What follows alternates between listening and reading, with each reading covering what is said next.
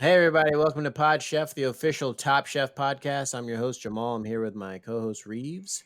Say hello, Yes. Reeves. Hey guys, I hope you're all hungry out there. And I'm also here with my second co-host, who's also been demoted from being a main host, Brian. Say hello, Brian. Hey, hey, I was under the impression that even though you were doing the hosting duties, you weren't the host. No, I am the host. No, You guys yeah, are definitely co-hosts. yeah, This we're is not going to be co-hosts. one of those scenarios where we say we're all leaders. No, I'm the host. You guys are co-hosts. Yeah, Tom was pretty emphatic about that both in the Yeah, episode and yeah, when he has talked to us that you got to have a head, you got to have one leader. It can't be yeah, by committee because if it's by yeah, committee, then it's shit. yeah. So It's verbatim his email. Verbatim. yeah, so I mean, I think it's pretty clear now that I think Yeah, that we've Jamal is had the you captain. do Yeah. hosting 3 episodes, and then I did 1, and it got so many more viewers, and I mean, listeners, so I feel Mhm. like that speaks for itself. So, Well, um, just so that you know, I'm watching you now. I'm watching you. You messed I up. You said viewers. That's bad. I'm watching you. If you want to be the new host and I'm the co-host, got I'm it. watching. Got it. That helps when you're not even doing a good co-hosting, because a good co-host would never point that out. Alright, Well so then, let's well get into then, the well then, episode. well then, demote me again. How much lower could I go? You can go lower. There's lower positions on the podcast totem pole. I think this is exactly what Tom wants. This He is he wants a competitive squad. He wants yeah. everyone, they all want the top position. And so that, competitiveness breeds success, I think was somewhere maybe in his signature line. Yeah. Yeah. And then with Also, like I a, think a he I knife think he through it. also likes some ambiguity as to who is the host, who isn't, kind of creating some confusion. If you're confused, you're in good company because this week's episode is called Blind Confusion, episode 5 of season 1 of Top Chef. This Wow. Okay. Brian, if you're gunning for his spot, you can't get really excited by the good things he does. It's Or you I'm can just internalize them. yeah, internalize it. Just I keep feel it. so. I feel like my role as a co-host is to be the audience. That's what I'm doing now. I'm trying to That's be the Oh, that's okay. audience. that's a wrong interpretation. So, anyways, episode 5 is called Blind Confusion. This week, same pattern: quick fire challenge, elimination challenge, but it's called Blind Confusion because the quick fire challenge, the chefs have to compete in a blindfolded taste test where they were given 5 minutes to identify as many ingredients as possible, and the winner receive immunity from elimination, just like always. This was a very interesting challenge because when I think chefs, I think people who have a immensely better palate than me, like can just taste an ingredient and be like rapid fire off. Oh, I know what this is. I know this. I know what this is. I know I've had this before. That was not the case for these top chefs. No, yeah, they struggled with this. And we'll see this challenge comes up in seasons going forward. And it always is difficult. So it must be something that chefs their palate just all of a sudden goes away when they don't have their eyes to see what they're tasting. Um, they I just think that's don't do it as well. yeah. I mean that's pretty standard. Like the old saying is, when you lose one sense, the other ones get really bad too. Right? Isn't that what they say? That's true, and that would Yeah, explain why. So, like, when they start this test, some are, they just kind of take a little bit of a taste, maybe with just like a pinky finger or something else, like a spoon or something like that, and they're tasting it. And others, like Harold, are just like it's almost like they're putting their whole hand in and like shoveling it in their mouth to try and get what the taste is like over and over again, which would make it so it's difficult to figure out what the ingredient is if your fingers are in it constantly. You're just getting that salt and oil in the ingredient and it's mixing in. So you're just tasting your fingers. they also don't have a palate cleanser. Is all I was gonna say. So they try something and then they're on to the next thing. So it's all blending together. I was Yeah. just gonna say that Tom sent us more deleted footage, and it is mostly Miguel saying, "I just taste my fingers," and which actually goes great because he also kept saying like, "Smell my fingers" the whole time Yeah, too. Yeah, I that was a remember lot that. of B-roll that they cut out. They would give Yeah, him something and he would put it in and he'd just be like, it's my fingers. was it my fingers? And like, no, Miguel, you can't. They're ingredients. You're just tasting. It's like, okay, give me the next one. Okay, my fingers. This one's Yeah. my fingers too. And he said, my fingers taste like agave. I think Miguel, though, speaking of Miguel, I think he sums up what this quickfire challenge really feels like for everyone who's doing it. Why don't we take a listen to this clip of Miguel summing this up? Now getting this blindfold put on just basically was just like somebody taking a blanket and putting it over my brain because it was hard. That And is how everyone feels. and you know, he the way he explains that is something that's happened to him before. Yeah. It's like You he ever seen had a blanket put over his brain, and then he all of a sudden forgets or loses a sense or whatever. Yeah. Someone put a blanket over my brain. That's why I don't remember that. That's how he took all of his tests. The teachers didn't want him to cheat. So they threw a blanket on him. Mom, the reason I got an F is someone put a blanket over my brain. And you're like, well, that's not fair. Yeah, I mean that's a good way to make an excuse for any time you fail at something.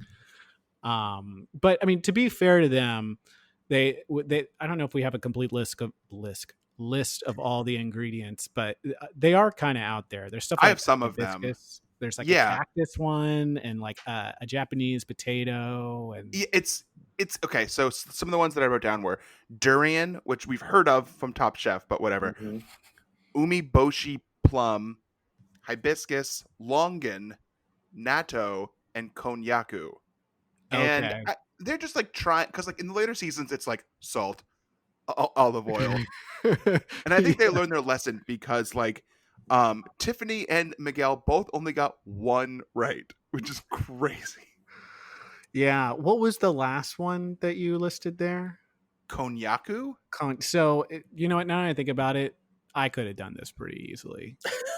I know exactly what konyaku tastes like. Like, I mean, that's who one of does it? those tastes. Yeah, that's one of those tastes that once you've had it once, it burns itself into your memory banks. Well, I'm always asking at restaurants, I'm like, can you add more konyaku into my dish, or any into my dish? Because I love the flavor and it's so distinct. Yeah, that's surprising they wouldn't know something like that. Yeah, well, I mean, it's called Top Chef, and we're kind of finding out maybe these contestants aren't all top chefs. Well, Think about it. I'm thinking about it, and I think a big issue with this particular quickfire challenge is that it was made for a contestant who had been sent home in the first round. Like, this is Ken's challenge. If you remember Yes, from it episode is. 1, Yes. Ken puts the finger into sauce. That's Yeah. what this is the whole thing. Yeah. Like, This Ken is would like have been sitting at his. home in Yeah, his hotel room or wherever, and he's seething. He's like, Yeah. that's my whole thing. That's finger in the sauce. That's me. That's me, finger in the sauce. And then in later, when they're appropriating culture in the elimination challenge, they're wearing like the same like Asian headband that Ken also wears. And I think this whole episode was a love letter to Ken. I think they missed him.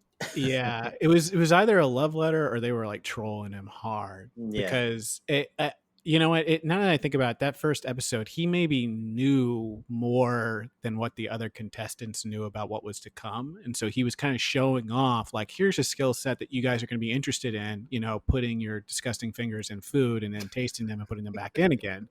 I want to show to you that I can do that because I know there's a quick fire coming later. And I guess at that time, like what was it? Chef Keller wasn't in on that was going to be a later challenge. Yeah. And so really threw him under the bus. So yeah, I think what we're getting from this is that Ken was ahead of his time. Nothing he did was wrong or bad. And really, he should have been reinstated on the show. He should have come back instead of Andrea when Cynthia left. Could you imagine? Ken came back. They'd be so pissed. Yeah, they'd all be like, I quit. Someone would quit, I bet. That Just would be him very coming back. funny. But speaking of how this elimination, this quickfire challenge was made for someone who's sent home and to come back, the winner of this quickfire was none other than the food purist herself, Andrea, who was correct in guessing 4 total. That's all it took to win this. was to Yeah. get 4 out of like 20 right. 20. Yeah, and there's 20 and she got 4 right. So I mean, yeah, great. Congrats to her. Good win. This is a good challenge for her. Yep. But she seems like she didn't really have a lot of competition to take home that prize. I definitely thought, like, before the quickfire starts, Mike, the guest judge, says this will be the hardest challenge of the entire competition, and I was like, okay, buddy. And then no, that actually was very hard. Absolutely was. And then I love how after Andrea wins, Dave like points out, "Oh, good for Andrea." I love the look on Steven's face because he hates the fact that Andrea just won something. Yeah. And then it does pan to Steven. He's like, "It's kind of surprising that she, guessed more than me because I'm fucking amazing." Yeah, he's the top 3% in everything that he does. Yeah. Which again, I think Steven's a little like early to the punch on what's going on in America too. As we all know, Bernie Sanders' whole thing is the top 3%. That's who we Yeah. want to like. That's who we look up to. That's who like it controls everything. Top 3%. Yeah, the top 3%. I got a question for you guys. Here we go. When you're watching the show and it comes back from a commercial break, is it really, really loud when you watch it on Hulu? That happens to me. I have the non-ad break Hulu, so I defer this to Brian to answer because it sounds So kind there's of no ads that I have, but it's like you can tell, when the commercial break when ends, the commercial comes back, you're saying it sounds louder. It's so loud. It Huh. scares me. I haven't noticed that. Okay. Maybe Someone's have you? pranking me. So, is your TV a smart TV? Or wait, where It where seems where are you kinda watching smart. this? I do watch it on my TV. Sometimes I watch it on my computer. Okay, that's yeah. So now I'm starting to wonder if that virus that Tom sent you opened up that made your computer strong also made it Oh, like strong and loud. That's kind of the same thing. I wonder if that's part of Okay. that. yeah, that could have Okay. been that. That's what's happening. So it is like it, and that makes sense with what has happened to the TV recently. Oh no. Because I had noticed that the TV has changed. And the other day I woke up and I went in my living room and the TV was gone. And I was like, what? I don't remember getting rid of this TV. That's weird. And then I went downstairs to walk my puppy and I walked by the gym and it was doing bench presses Oh in wow. the gym. Like Your TV was. my TV was. That's And then I pretty cool. kind of like knocked on the window and waved at it. And it told me to shut the fuck up. And since then, it's just been kind of aggressive towards me as I'm trying to watch shows. So yeah, that virus must have gotten to my TV too. Oh wow, that's Is your terrifying. TV paired with any like headset or anything? Like any kind of like speaker system? No speaker system, but I can pair my headphones with it. We don't have like one of those speakers though. Oh, okay. I was just wondering because speaking of weird pairings, the Elimination Challenge had teams pairing up with people who did not get along. So why don't we Wow. play that clip to hear? It's just seamless. It's like butter. We're listening, just so smooth. I wasn't gonna bring this up, but I feel like I have to now. I have signed up for hosting classes. Because you do those online through UCB now, right?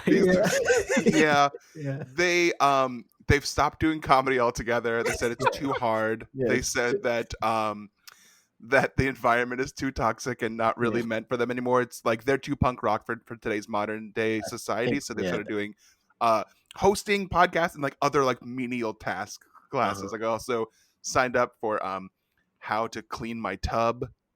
Nice. Oh, that's cool. important. Yeah. That's Well, important. that's fun because I signed up for a Will Hines workshop where it's on how to like dunk during your podcast, which apparently he's pretty good at. So I look forward to that. It should be pretty soon. Yeah, it should be. But anyways, the team pairing. Why don't we play this next clip so we can get a taste of what the team pairing is going to be like for the Elimination Challenge in this episode? Tell me which one to play. Clip Clip number 3. clip Clip number number 3. three, You- maybe. All right, here we go. The person standing next to you is your teammate.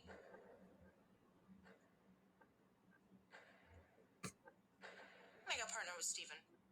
Personality-wise, I don't necessarily agree with Steven on some of his opinions and the way he chooses to voice them. You will work as a team in this challenge to create and market your food. It was Andrea and me, which is tough because she got immunity and she was a person that was voted out already once. So 2 of you will create Latin Chinese, another 2 will create Latin Moroccan, 2 of you will create Latin Japanese, and then the last 2 will create Latin Indian. I already know. I already got it. We were told then that the items that we were going to present to the public would be offered for free and that we would be judged on them by Katie, Tom, Mike, and Gail. Okay, so that's now we have our pairings. The other pairings that you didn't hear was Harold and Lisa, and you also have Tiffany and Dave. And Miguel and Andrea are teamed up. So those are our pairings for this elimination challenge. Already, some kind of conflicts with personalities going to be clashing, and then I know at one point Harold and Lisa are like, "Oh, we got it in the bag," but we never know when you're that sure about something. Something's bound to go wrong. Yeah, and Leanne pointed out that she wasn't excited to work with Steven because of his opinions that he likes to vocalize. Yeah.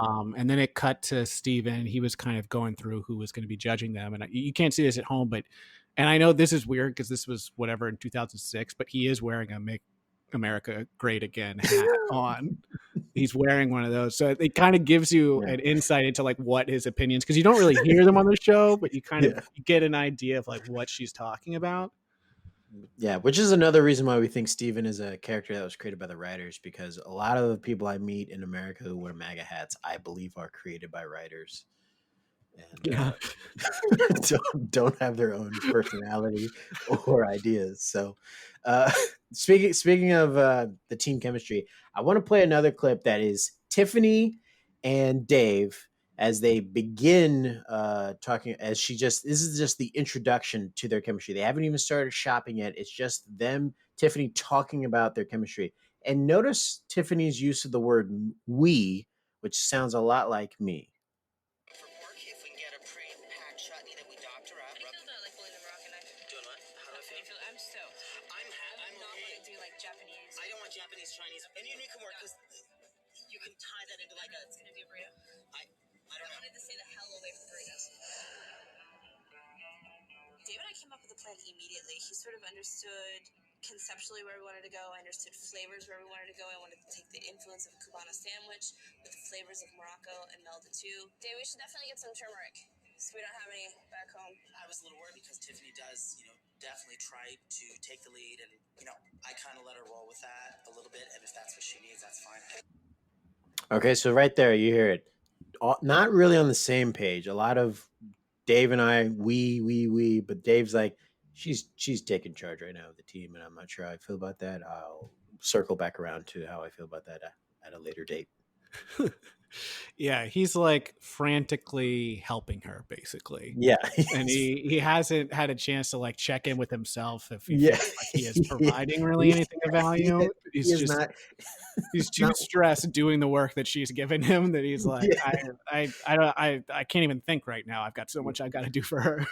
Dave feels a lot like that person who you'd be teamed up with in high school to do a project, and maybe without giving him like just credit, you're like, oh, this person's not going to do as much as me, so let me just set the boundaries of what we're going to do for the project, and they can just volunteer to do something small, and I'll do the rest.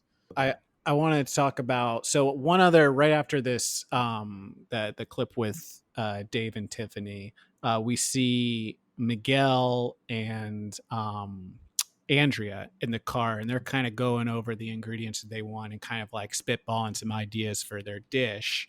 And Miguel kind of lets her know his feelings on, preparation of certain ingredients and, and basically his experience with them.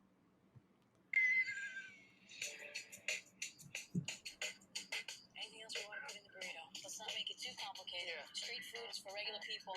You can find canned beans at the market. I don't want to play games with beans. I mean, oh, we're doing Tar Nation. No, okay. What in tarnation? I said it then. Take that off the map. What? When I looked at Andrea, she said, "Miguel, I have a good hand on this." Oh man. So You, this speaks to, again, like his relationship with food and the fact that I think the food is talking to him. And so he's had some bad experience with beans before where he's like, a can of beans or an uncooked group of beans led me on at some point and led me in the wrong direction to prepare them. So I'm not messing with uncooked beans. The I'm canned not playing beans, games. not playing games with them. So that reveals that about Miguel. I also relate to where he mentions take it off the map, because that happens a lot for me in this podcast where I say something, it's met with a reaction or my own reaction where I'm like, you know what, take it off the map. Take it off the map. So I relate to Miguel in that moment. You can always tell that you're probably not making the right choice if someone resorts to like cartoonish responses. If they say, "What in tarnation?" Yeah, that's right. I only ever get that response if I'm really saying something wacky, and then I Yeah. get a nice "what in tarnation." What in tarnation you talking about? Which is a classic saying from the nation of Tar. I know you were going to say Nation of Domination. No, Oh, that's a good And I was like, reference. yeah. that's copyright. So I thought we were going to talk about Yosemite Sam. I say. I'm prepared to talk about Yosemite Sam too if we want. Do we want to go there? Yeah, the original Trump supporter, right? Yeah, that is the original. That and Pepe the Frog. So the contestants, after they did the blind taste challenge and they did shopping for the elimination challenge, they go back home and I kind of feel like the contestants aren't happy with the results of the blind test challenge. So they decide to have their own blind tasting snack challenge at home, in which they put together 20 different snacks. Is it 20?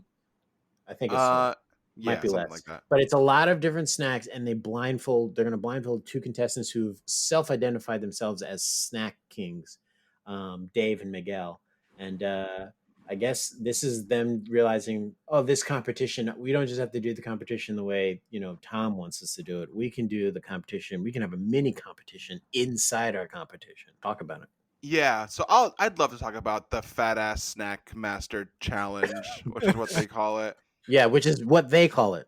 It's what Yeah, they I call would it. also call it that. Is it? I Is think the acronym FASM? Yeah, it's FASM. Fat Ass Snack Master Challenge. Oh, it's close. Yeah. What is FASM? No, the acronym for it is FASMC, right? Yeah, FASM. Yeah. FASM. Anyway, sorry. It's the Fat Ass Snack Master Challenge, and it happens because they all get very drunk. They come back, they start drinking. They have the Fat Ass Snack Master Challenge. It's Dave and Miguel. Miguel has two nicknames that come up during the Fat Ass Snack Master Challenge. And he calls himself Chunk LaFunk at one point, which was pretty good. That's a good name. And then in the I think Leanne calls him Miguel, don't touch my mayonnaise. Yeah, which that I must think, be yeah. some inside joke of Yeah, like, it's some inside joke we don't get. yeah, he doesn't like it when people mess with his mayonnaise, or he always eats mayonnaise. I don't know. Yeah. But we want to hear the results of Yeah. these two competitors. Take a listen to this. Also, But- this was also like they also did bad at this because it was like Dave was eating Doritos and he's like, "This what is it? Oh yeah, Doritos." Like they also couldn't guess cold pizza, which doesn't pizza Yeah. always taste like generally the same? Pretty If it's much. cold, Yeah. your brain starts putting together bread, cheese, sauce. Doesn't your brain then go, "Oh, that's pizza"? I think so. This reminds me of one time my wife and I had a Fat Ass Snack Master Challenge. She didn't believe me that Skittles had different flavors. She thought they all tasted the same. And so I closed my eyes and I had her give me a Skittle. They put it in her mouth and I would say purple. So the flavor I was don't purple, know you if said? that's true. I think Well, that's no, it just was a great. superpower that you have, Brian. Yeah, I No, think they that's had just different. a superpower. I that know you have. for sure that green is apple because it used to be a different flavor. Now it's apple. Now it's It was apple. lime. Yeah, and she was actually it was amazed, and it reminded me of. Do you guys remember that Nick Swartzen bit when he picks up the gallon of milk for his grandmother? She's like, Nicholas. That's about what it was. I was like, this one's lime, and my wife was like, oh my god. I would probably know that bit if I ever listened to his stand up. You didn't watch Nick Swartzen's stand-up special on Comedy Central? No, No. I didn't. Was I Is it? supposed to? Yeah. Was it good? Yeah, I was mean, it good? it's from a time when like Nick Swartzen would do a Comedy Central special. So like Can you? yeah, it's like Grandma's Boy era kind of Yeah, stuff, which is you like didn't good answer the stuff. question. We asked a very simple question. It was it good? And It you're was good telling me, then. okay, so it's Mm, well, Dave mm. Chappelle's first stand-up special is good now, so Yeah, it's still good. it's Holds up. still good, holds up. So sorry, I didn't listen to it. Don't get the reference, but I trust you, Brian. I trust you in the capacity of being a support player on this podcast. If we want to play the Fat Snack Challenge winner audio, that's clip number 5. Here we go. You're both hardy competitors. It's a show of how good your palate is. But today, we can only have one winner. And the new winner of our Fat Ass Snack Master Challenge is Miguel. Share the honors with me. Share the honors with me. Miguel, don't touch my mayonnaise Morales, being the winner of this challenge. Across America, you too can be a grandmaster of the snacks. Yeah, but it's nice to see the contestants like getting along and having a little bit of fun and just doing something outside of the competition and the stress of the competition. Yeah. It's nice to see them enjoying themselves. Kind of letting their hair down a little bit, being like forgetting that they're in a competition. Although Tiffany didn't forget she's in a competition because we listen to this next clip. All that fun, good nature that was in the Fat Ass Snack Challenge has gone away, and it's back to her kind of bossing Dave around. Clip number 6. So we'll just do a blend. This, and some of this, and just roll it through. Let's do salt and pepper. You want to do that Separately? first? We're fusing together Latin American and Moroccan cuisine. I think what we've got is a good marriage of that. We're going to do a spin on a Cubano sandwich. Dave and I are two very different cooks. It's important to me to work clean, to be mellow in the kitchen, and Dave will sort of spin around you and freak out a little bit. So not so much bossing Dave around, just giving critique of how crazy he is. I guess this clip's actually more valid the second time I listened to it because Dave does do a lot of spins when he's in the kitchen. He'll grab a spice and do like a pure wet, and then he'll grab another spice and like do like a Michael Jackson twist. So this is actually pretty accurate from Tiffany Yeah, I think it's like his move though. Like I in the don't know if kitchen. I don't know if he knows how to cook without spinning around in circles. Yeah, which is why probably most of his dishes require some kind of like tossing or like whisking. Yeah.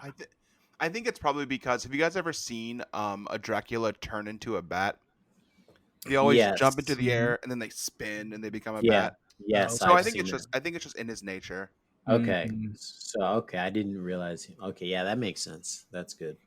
And maybe that's why she's saying like he's a little erratic. It's like Yeah, it's because because he's he's turning into a bat at some point and flying around the kitchen, picking up ingredients and coming back. She's like he's like flying all around, and it's like yeah, I'm just walking with my legs, yeah. like normal, and he's flapping all over the And place. he's probably running into things because he's using sonar to detect where the stuff is in the kitchen. So that's got to be tough. That's hard as a bat. So we're in the elimination challenge. The contestants have made their food. They're on the street now, and now they're selling it. And Reeves, I think you can walk us through Leanne's issue with getting the food out to the customers. Yeah, so part of being a street vendor is a little bit of salesmanship to your food truck. And with Leanne and Steven, they decide that Steven needs to go directly to the people to sell his food, since they don't have just a line that naturally forms like some of the other contestants. So Steven dresses appropriately for really a person out anywhere, really, and which is goes out. which is a triple-breasted suit. Which in 2006, I think we were done with triple-breasted suits. Am I wrong? I think we were. He does take extreme pleasure in describing what it is that he's wearing, almost as if someone like is interviewing him on a red carpet, which is not happening. But maybe he was trying to get some practice in. So he's looking ridiculous, and he's handing out food, and it's not really going as planned. Come on over today. We're trying out some new recipes for free. We have char siu pork sopes with lychee verjitos. Come on over. Hi, would you like to try some of our food that we're preparing? No? Yeah. I dressed in some kind of very flashy colors, bright orange tie, pink, purple, and orange striped shirt with like a pinstripe suit. As I was walking around, everyone kind of started noting me as the mayor of the mission, which I found quite humorous. Steven is actually serving Quite everybody. humorous. Steven, you gotta sell it. I'm trying. I don't think this is our target market. I think people are a little frightened of him. He is very white. And then this is Yeah, he does not do well. I think just everything about him is just baseline standoffish to most people. Yeah. Like it just the way that he presents himself visually, the way he talks to most people is it seems abrasive. So Yes. I think that's probably where he ran into trouble selling their food. And then also the fact that he's so white. So couldn't be Who- whiter.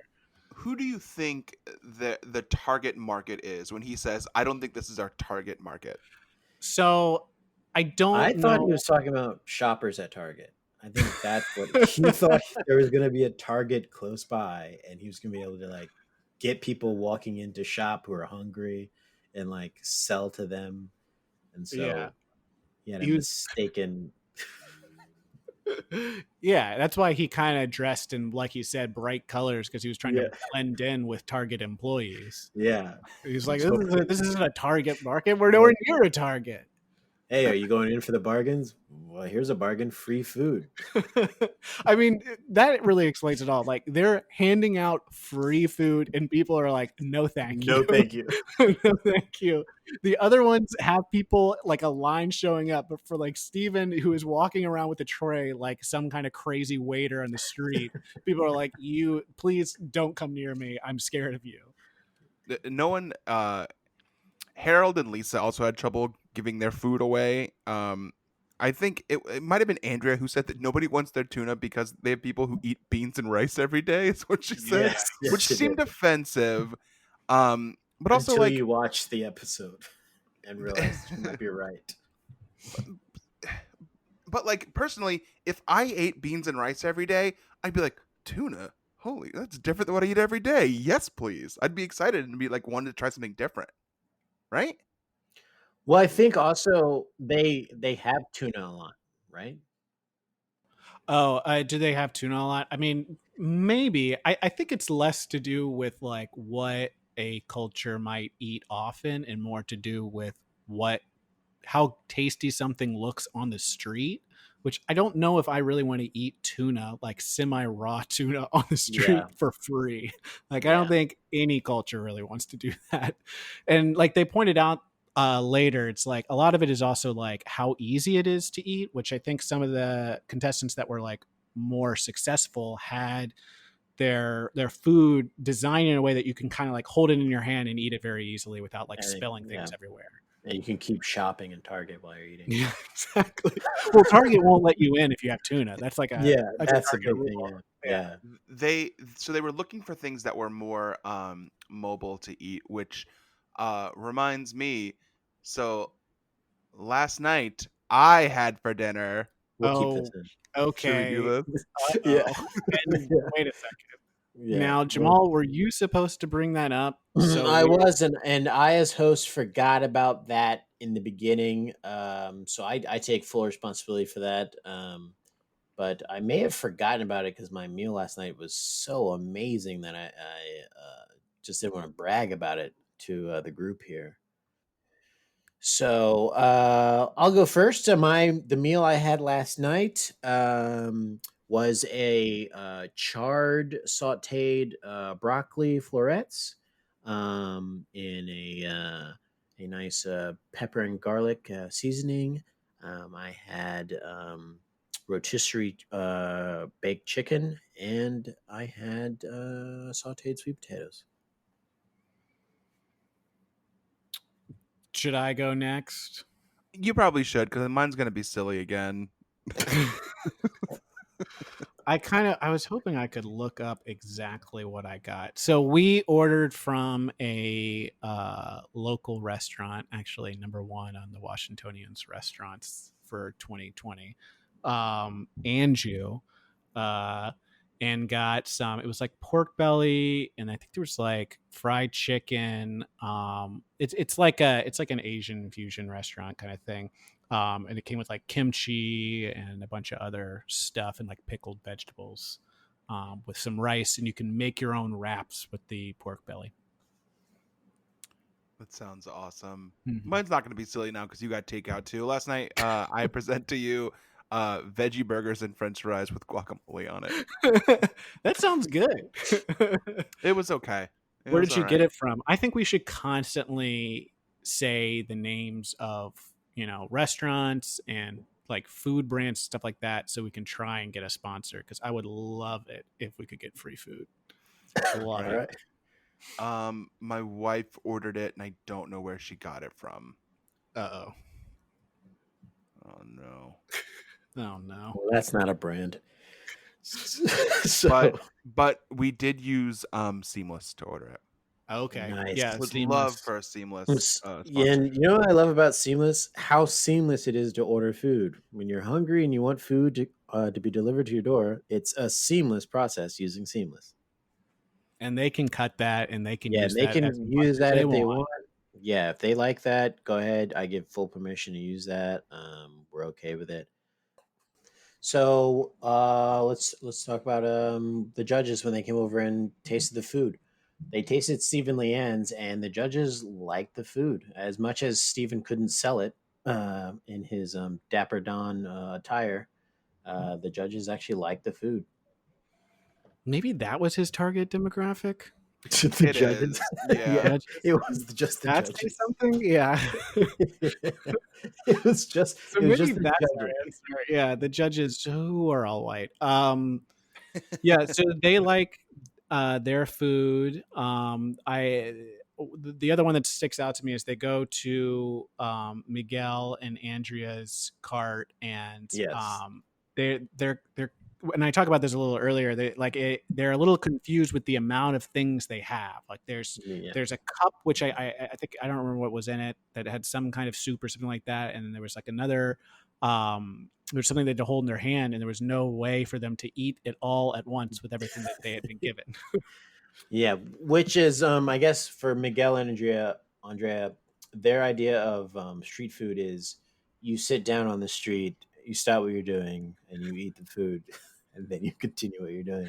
Whereas Dave and Tiffany and like Steve and Leanne understood that these are target shoppers who want to keep shopping while they're eating. So you got to give them something that they can grab and go with. Yeah, I think in Miguel's mind, it's like they're gonna take all this food, and like you said, they're gonna put it down on the street, and then without Yeah. using their hands, just start eating everything, just sticking their face into like Yeah. every piece of food they have. And the judges aren't being sticklers either. They're going around giving people honest feedback, and they're bringing up some pretty, important things. I want to say this though. This next clip we're going to hear is like perfect Tom Colicchio. This is like season 1, but he's in perfect form. This is Tom, and Tom proves nothing gets past Tom. Let me play that. Lisa and I get our cart there.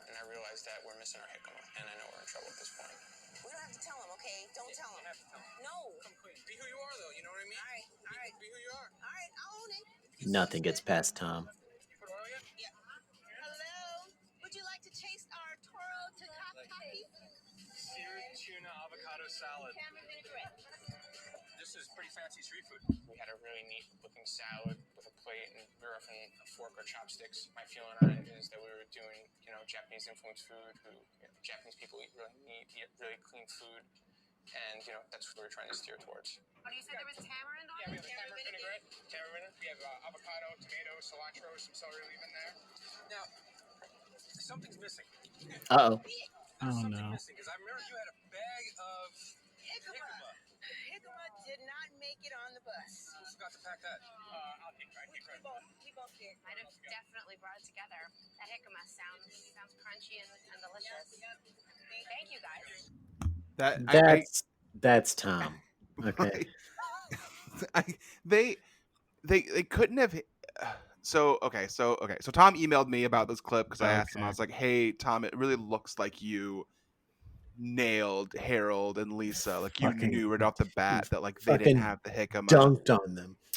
And he was like, "Yeah, it does seem like that because of how flawlessly I acted out that bit. In reality, the producer told me that they forgot their jicama, and then Oh. I got up there, and you see how like flawlessly, because he kept quoting himself. He said that he walked up there and how he said, "You guys forgot something. Something was in a bag," and he just waited for them to go, "Yeah, it was the jicama," but like So it looked flawless to me. Like I couldn't even tell that the producers had said, "Hey, they forgot something. Bring it up. Talk about jicama." Top Chef is great about that, of being really terrible with the producers telling the judges like what happened when they weren't there. Yeah. They're like, "Hey, so this happened, so bring it up." And I don't jicama is whatever. It tastes like water or something. Who knows? So to make it a big deal, Gail at the end of Let's that clip just is like, establish here. Has anyone on this podcast tasted jicama before? I don't think I Yeah. have. I think Negative. I've had it in like a taco probably. I have not. So just looking at it, I kind of assumed it just is like like they described, like a crunch, but like just kind of watery. Is that what it's Yeah. like? Don't they make jicama fries? Isn't that a thing that they do? They were cutting it to look like fries, which is what I thought they were doing. Which was I think they they make making, jicama like, fries. In my opinion on jicama fries is that they aren't as good as potato fries. Mm-mm. And then Gail has to cover it because she says that jicama would have given a nice crunch. Like she doesn't even know. She's like, "Yeah, if oh god, the jiccama's not here. Oh gosh, I really missed that crunch." It's also like a salad. It's already crunchy. It is like I don't know what they expect the contestants to say, right? Like just like constantly saying like, "Man, we really wish we had this. It's really missing this one ingredient that you said you were going to have." Like, well, I don't know what you're like, "Yeah, I'm sorry. I can't. Do you want me to go back and get it? Is that what you're asking?" Like, "No, we just really want you to know how disappointed we are."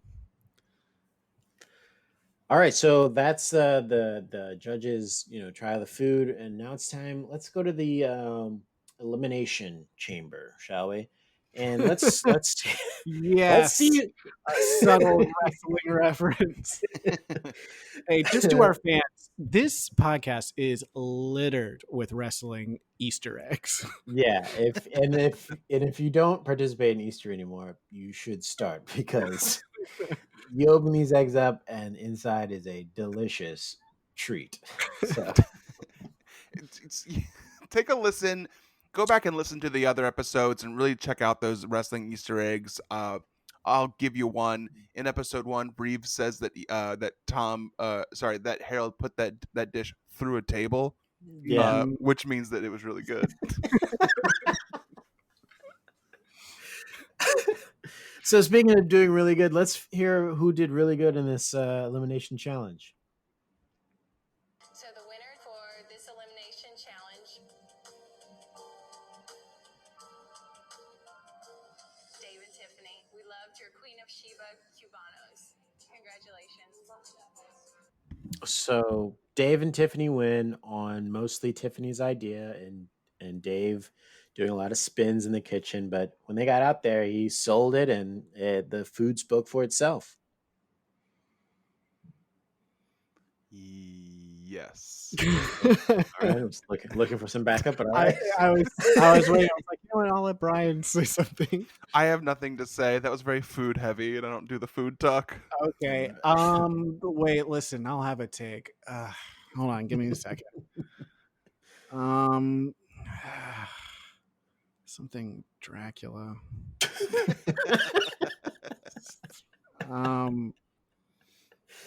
I don't know. The thing that I can remember is just like when they come back to the room, Dave, he really is like his baseline is he's very spun up all the time. Like he's just very frantic. His energy is frantic. Like because he walked in and he doesn't even like he doesn't look happy or he doesn't tell anyone off. He doesn't tell anyone that they won. He immediately just starts listing off who has to go back in for elimination, and then just kind of like off. Like I think someone's like, "Who won?" He's like, "Oh yeah, we won. We won."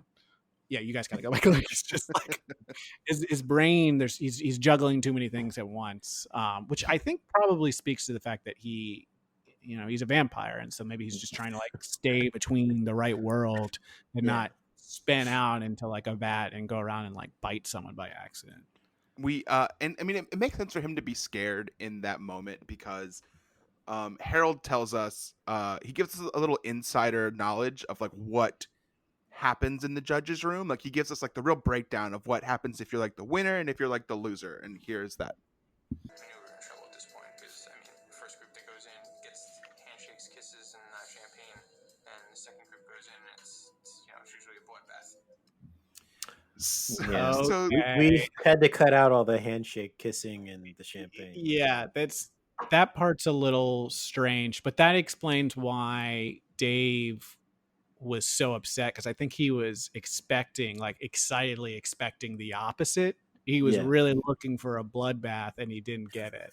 Yeah, he was like, "Oh, the handshake and a kiss and the champagne. I guess that's nice, thank you." And when he came back, like, "Who won?" He's like, "Oh yeah, we did. Who cares? I got a handshake, a kiss, and it wasn't a bloodbath. In case you guys were interested.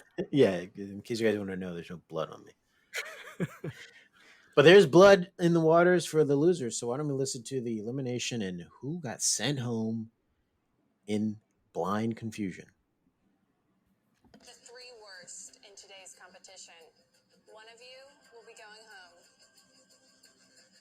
Harold, you need to leave some room for collaboration.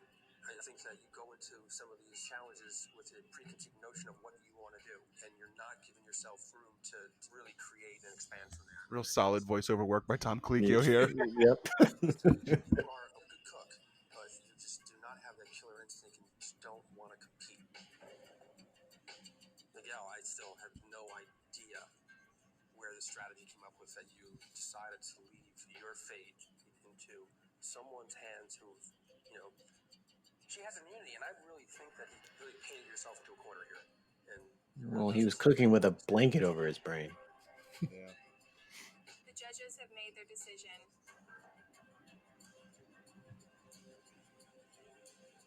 Lisa, please pack your knives and go. All right, pause it there.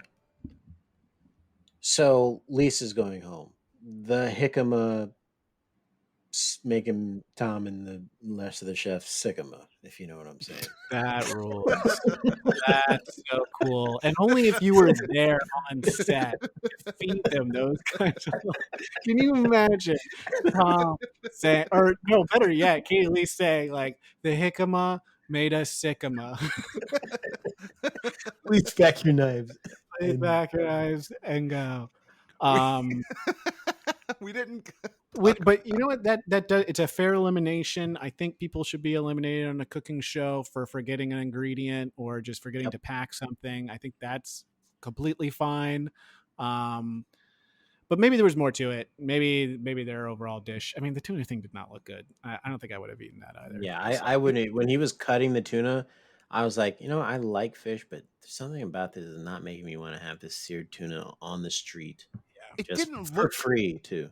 like seared tuna to me. Looks like it's like very lightly cooked on the outsides and the inside. This looked like it was like brown all the way through, but a little bit. It looked like fully cooked tuna. Yeah. No thanks. Andrea also tried to give up her immunity. During the judges thing, she. Right. And this is a classic thing. So as we get into more episodes, there are going to be instances where people try and give up immunity and sometimes it's successful and sometimes it isn't. But it is like something that comes up a lot in the show. Yeah, I wonder if Tom, like, again, didn't quite know that he could have been like, okay, because he was Yeah. like, no, you have immunity, you stay in the game, and then it's like, oh, Yeah, I mean, he sent me the clip of it, and because I was like, you know that she said, and he was like, yeah, I got confused again. Like, here's a clip of like outtakes of them explaining it to me, because they're like, oh, she gave it up, and he was like, no, we can't get rid of her. She has immunity, and they're like, no, she's saying that she doesn't want, like, she's giving it to Miguel, and they're like, he's like, yeah, I know, but she can't, because she She has immunity. can't. She She has can't do it. immunity. She can't do it. She can't do it. It's that's impossible. That's how it works. And they're like, they eventually just kind of give up, and they're like, okay, I don't know what we're supposed to do here. He doesn't seem to understand. But it seems like maybe later seasons he gets that what that person was saying by giving up immunity. But before, in this one, it was like he was like, she was saying that to him, and he was just, it just goes right over his head. He was like, yeah, you have immunity. You have immunity. Okay, cool. So every contestant, when they leave, they give us like their parting words, and like we hear the reaction of like how people feel when people leave, whether they are happy they're leaving or whether or not they're sad. So why don't you keep playing this clip, and we'll hear how the rest of the contestants take to Lisa being eliminated. okay. The three worst in today's competition. One of you will be going home. Fuck. No, play I it. paused it, but it still like reset itself. I don't know what's happening. Boy. All right, here we go. Hold on.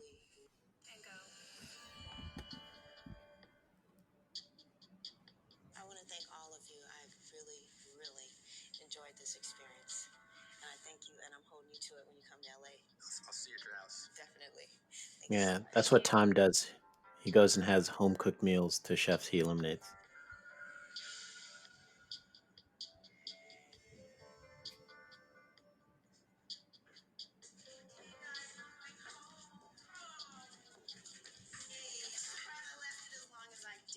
Lisa did extremely well here. She's on that A list with me of people that have integrity and remain true to themselves. It's been such a pleasure. So Lisa's a bat too. I didn't think it was gonna be Lisa. I'm not saying Harold should have gone home, but I think that he could have for putting them in that situation. You guys are wonderful people. Every one of you special, talented. You guys have a great heart. Bye, guys. Take care. Thank you. Hurts. I'm angry right now. What happened? Why are you angry? It's my partner, man. It's my partner. It was a little emotional when we found out Lisa was going home. I mean, she's like the mama of the house. I mean, I felt highly responsible, really guilty. I just felt terrible and angry at the same time. I would have felt a lot more comfortable if I was sitting there. Maybe you shouldn't have forgot the jicama. My motivation was to come and go up against some professionally trained chefs and see how I would stack up against them. I've proven to myself what I came here to prove, and that is a richer experience than any amount of money that I could have won. So that is another example of the chefs leaving and not understanding what the competition was, because she said she was here just to compete and she did everything she wanted to do. But I think everyone's there on the show to win $100,000. Am I right? They must not tell them what the rules of the game are. That's when the it only starts. explanation, right? Because it seems like the past few people that have been eliminated weren't there to win the competition. Yeah, which is making me wonder, why are you here then if you're not here to win? Yeah, they had other motivations. So I guess it makes sense that they've gone out early. I don't Yeah. want them around longer if they don't want to win. That's Yeah. confusing. I You're want not people gonna that want to win. Yeah, I mean, she just said that there's something more important than money. I don't know what she's talking about, especially in a competition where you're gonna supposed to get $100,000. I'm like, I mean, that's a lot of money. Is the enrichment you had just hanging out with these people really worth more than that? Yeah, is I don't hanging know. out with Steven for a couple of weeks really that Yeah. great? I mean, I feel like I would not feel rich after that. No, I would feel poor. I think. Yeah. something that I'm realizing with the elimination, because the music they play, they always play during the time that someone has been eliminated, and they have that voiceover where they're kind of saying goodbye. I think that's the whole music when I call my doctor's office. I'm pretty sure it is. It is. Yeah, That's great. Does it make you hungry when you're listening to it? worried. Make you worried. Your I was- doctor's gonna eliminate you. Yeah, I think, yeah. And you know what? Now I think about it, whenever I get up and leave my doctor's office, he does tell me I can pack my knives and go, and I just kind of brush it off. Okay, all right. Well, I'll have to think about this some more. There's some kind of weird connection there. I think what he wants you to do, he wants you to play along. So the next time you go, and he tells you like you have some like inoperable thing, just be like, "That's okay. I've gotten what I need out of this. And, I didn't need to live a full life. Living these 30 some odd years. That's enough for me.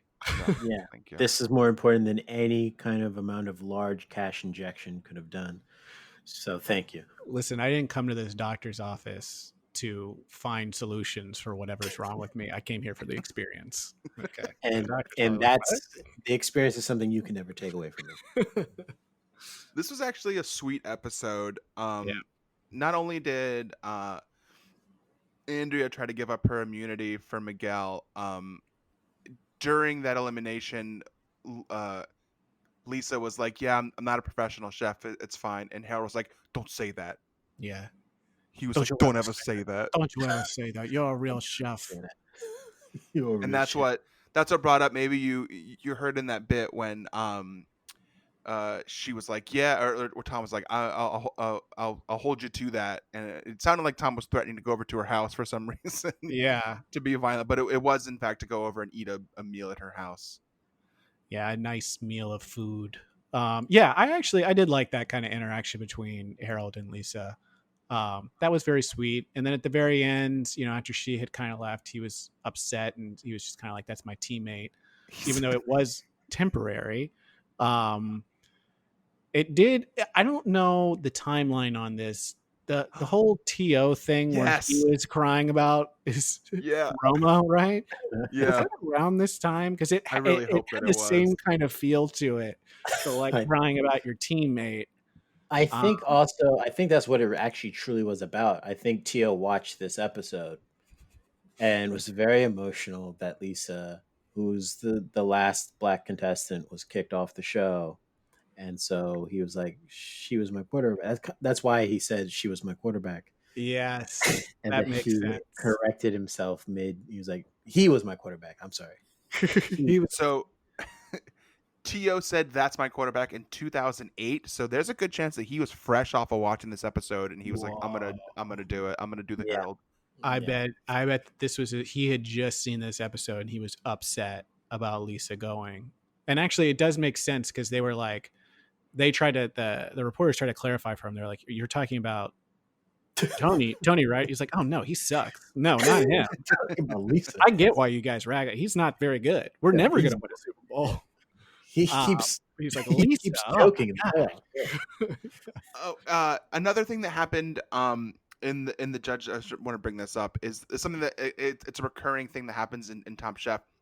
Is Mike is complimenting Miguel's team's drink, and he said, "I'm gonna steal that drink," and no one ever says like, "No." Yeah. No, everyone's just like, "Yeah, sure, take my idea that I came up with, please."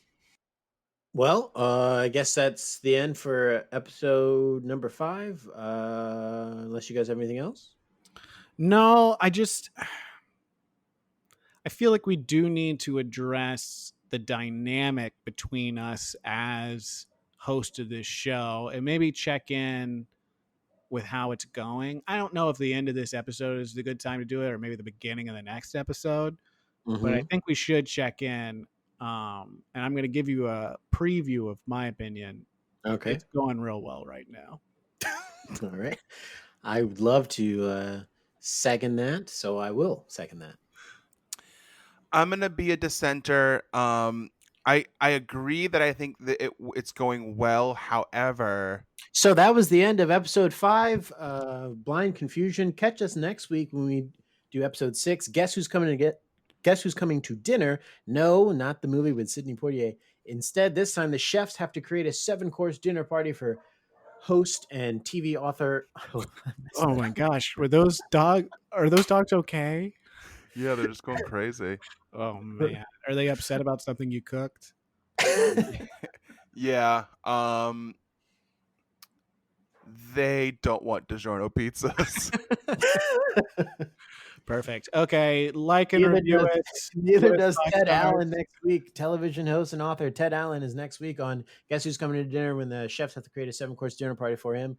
Catch How us is that next week. related to the? Why would they call it that if it's not actually going to be a fun play on race like the I don't know. movie We should is? email Tom and ask. We're him. going to talk to Tom about that. Yeah, we'll Yeah. talk to Tom about it. Until then, like us and find us on Apple iTunes and other places that you listen to podcasts. Go to Instagram and follow us on Instagram, which is at PodChef Podcast. I've made memes. Whoa.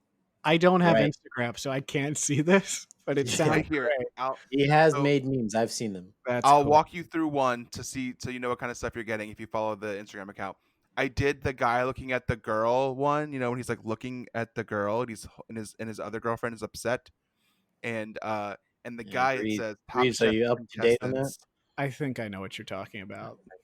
The man that says top chef contestants and the girl that he's looking at says turning food into foam, and then his girlfriend it just says making food that tastes good. Okay. And All I right. don't get that. I don't.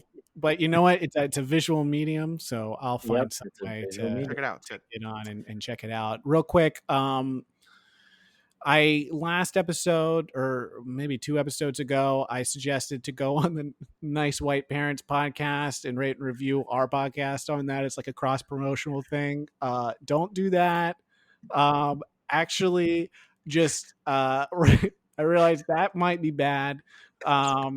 Just rate and review. Just It rate and might be review too our late. It might be too late now. It might be too late. Maybe we should cut that into my whatever episode it was where I said that, which I still think is kind of funny, but it probably is bad.